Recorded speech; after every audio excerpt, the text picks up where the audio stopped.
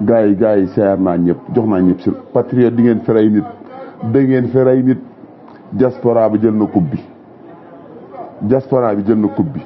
ma wax leen lu xew diaspora 478 millions 800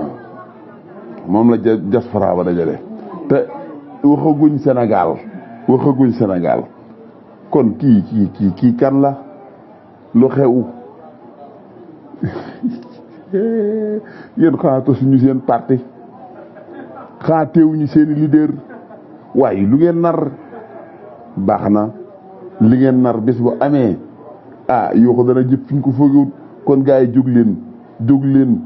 1000 francs 2000 francs 3000 francs 5000 francs 10 000 francs 100 000 francs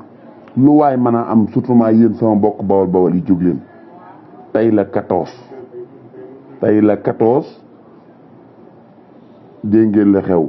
kon kenn ku ne bu ci kenn man sa morom waaw levée de fonds bi tey la 14 ñoo joxe woon dig daje nañ waaw Touba nag moom ni ma bëggee ni diaspora bi jële coupe bi bëgg naa Touba jëlee ko coupe bi Sénégal kon nag kenn ku ne ci fa nga dëkk na nga ci góorgóorlu yéen patriotes yi Touba yi ak li ko wër ñëpp nag laa wax mbir mi mën naa mel ne mbàccum gerte waaw joxe moom kenn dëqu leen ko tudd ngeen laaj kon nag ñi ngi leen di séntu rapidement ban xam ne réew mi am na boroom kuy dóor ak kuy saaga moo man kii saaga kese di xulli batam di góoxi lex di mer ñun ñu ngi ci jàmm de merewuñ kenn